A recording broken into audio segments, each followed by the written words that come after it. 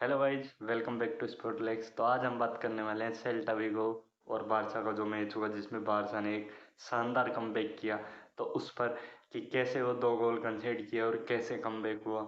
तो मैच में लाइनअप में स्टार्ट करते हैं तो बाल्डे नहीं होता है, गावी नहीं होता है, दोनों को रेस्ट मिलता है और अलोंसो स्टार्ट करते हैं और वहीं फ्रेंकी डिजोंग और रियल रोमियो और गुंडोगान रहते हैं। तो बारसा पहला गोल कंसीड करती है 19 मिनट में। उसमें मतलब ऐसे कह सकते हैं कॉर्नर से एक क्विक ट्रांजिशन के चलते प्लेयर अपनी पोजीशन पे नहीं पहुंच पाए, इसके चलते थोड़ा स्पेस मिला उन्हें और एक कमाल का गोल देखने को मिला हमें सेल्टा विगो से। फिनिशिंग अच्छी थी और पास था स्पेस में वो काफ़ी अच्छा था।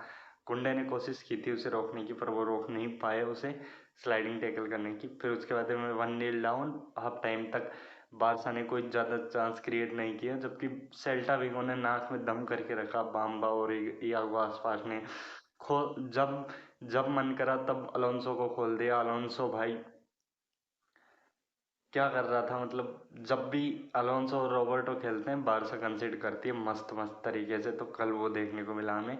बहुत ही गंदा गेम रहा अलोंसो के लिए ये। और थोड़ा कह सकते हैं कि यहाँ पर कुछ ना कुछ गलती हुई लाइनअप में। ऐसी सामने वाली टीम ऐसी हो जो 1v1 सिचुएशन में अच्छी हो तो उसमें बाल्डे को नहीं खिलाया और अलोंसो को खिलाया, तो थोड़ा सा यहाँ पर भी गलती कह सकते हैं हम।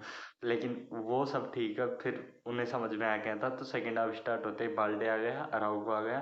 तो एक टाइम के लिए 3 डिफेंडर हो गए थे, अराउको, कुंडे, क्रिस्टनसन।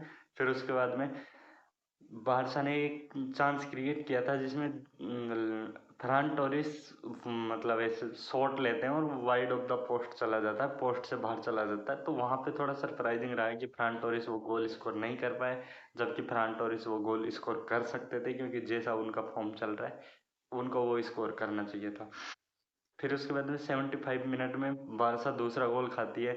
उसमें भाई जो पास रहता है क्रिस्टन, वो कुंडे और अराउको के बीच से, भाई कमाल का पास देता है वो बंदा एकदम।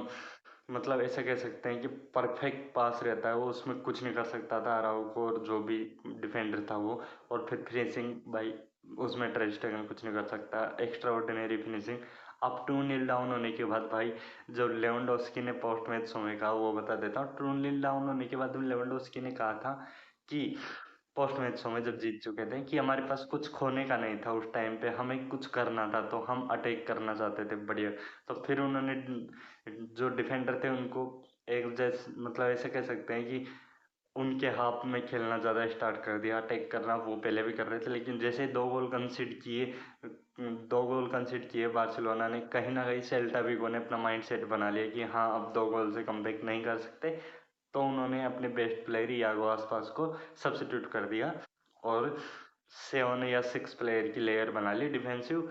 और मिडफील्ड में थोड़ा सा स्पेस मिला बार्सिलोना को, वहाँ थोड़ा ऐसा कह सकते हैं सेल्टा विगो ने अपना जो कहते हैं कि टेम्पो वो स्लो कर दिया कि अपने आप को बचाना चाह रहे थे फिर कि यहाँ से जैसे तैसे पॉइंट ले जाए बार्सिलोना के सामने से। तो फिर वो डिफेंसिव लाइन बनाकर लो ब्लॉक में खेलने लग गए। लेकिन भाई डिफेंसिव लाइन सर्जियो रोबर्टो के टाइम पे काम करती है। अब जाओ कंसोलो तो वो खोलना जानता है भाई, वो मैन सिटी से आया है और मैन सिटी के सामने ऑलमोस्ट सारी टीमों को लो ब्लॉक खेलना पड़ता है, तो उनके सामने वो चीज़ काम नहीं करती है। जाओ कंसोलो ने वो दिखाया हमें। यहाँ पर तारीफ करनी होगी जो पहला गोल फ्लेक्स ने वेटेड पास दिया था लेवेंडोस्की को, लेवेंडोस्की की फिनिशिंग एक्स्ट्रा ऑर्डिनरी। लेवेंडोस्की की यही फिनिशिंग की उम्मीद रखते हैं हम बार्सिलोना से पूरे सीजन। जो वो लास्ट टाइम पे जो फिनिश कर रहा है वो भाई अमेजिंग फिनिशिंग थी एकदम, गोलकीपर के हाथों में से छीन के ऐसे कह सकते हैं सिर के ऊपर से निकालना और इतनी हाइट पे बॉल से चिप करना वो मतलब सच एक्स्ट्रा ऑर्डिनरी था। फिर उसके बाद में सेकंड गोल की बात करें तो उसमें जाओ कैंसेलो ने रन बनाया। राफिनिया की अच्छी बॉली थी लेकिन जाओ कैंसेलो की समझ की उन्होंने फ्लिक्स को नहीं डाली और गुंडवान दोनों बॉक्स में थे, लेकिन उनको डिफेंडर ने घेर रखा था, उनके जस्ट सामने डिफेंडर था। लेवेंडोस्की ओपन था तो उन्होंने लेवेंडोस्की को बॉल डाली। फिर से लेवेंडोस्की की एक्स्ट्रा ऑर्डिनरी फिनिशिंग और 2-0 से 2-2 मतलब स्कोर लेवल हो चुका था। फिर 3 मिनट बाद में गावी ने एक शानदार सी बॉल डाली और जाओ कैंसेलो ने रन बनाया और रन बनाते ही जोआओ कैंसेलो ने एक एक्स्ट्राऑर्डिनरी फिनिशिंग की और इस तरह बार्सिलोना का कमबैक पूरा हुआ।